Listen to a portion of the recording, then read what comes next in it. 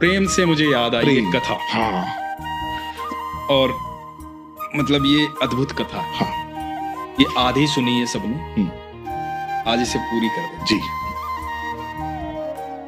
तो कथा सुदामा और कृष्ण। फिर रुलाओगे। इतनी अद्भुत कथा है ये पारस भाई, इसको सब यहां से सुनते हैं, अरे द्वारपालों, हाँ है ना।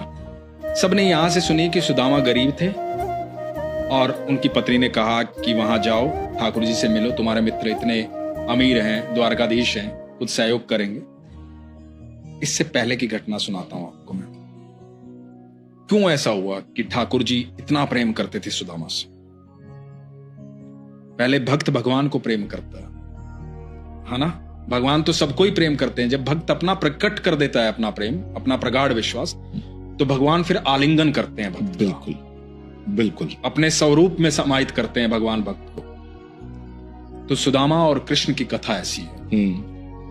अब कहानी शुरू होती है उस समय में। उस समय में एक बुजुर्ग महिला थी, भिक्षु थी। भगवान नारायण की पूजा करती थी, भगवान को भोग लगाती थी जो भी भिक्षा में मिलता था। तो कई दिन से कोई भिक्षा नहीं मिली थी। तो एक दिन शाम को उसको लेट इवनिंग भिक्षा मिली। भिक्षा में चने मिले। चने लेकर के घर पहुंची और प्रभु नारायण को बोली कि प्रभु अब तो रात हो गई है, अब मैं भी सोऊंगी, तुम भी पानी पी के सो, सुबह भोग लगाऊंगी, सुबह मैं भी खाऊंगी। 3 दिन से कुछ खाया नहीं है हम दोनों। और उसने वो चने जो है पोटली खूंटी पे बांध दी। अब वो सो गई। रात को इस वृद्ध महिला के भिक्षु के घर में चोर आया। चोर ने देखा कि पोटली कुछ बंधी हुई है। उसने पोटली उठाई, वो भागने लगा तो आवाज हो गई। ये महिला उठ गई, ये चिल्लाई।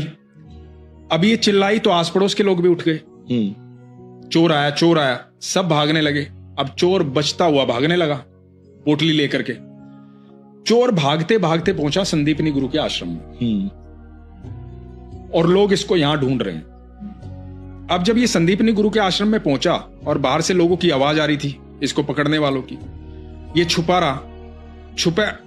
जब सुबह के 4 बजने वाले थे, इसको लगा भाई तू पकड़ में आ जाएगा, ये पोटली छोड़ यहां से निकल, क्योंकि पोटली हाथ में दिखेगी तो वैसे पकड़ में आ जाएगा। अभी तक किसी ने देखा नहीं है तेरे को। ये पोटली वहीं छोड़ करके भाग गया।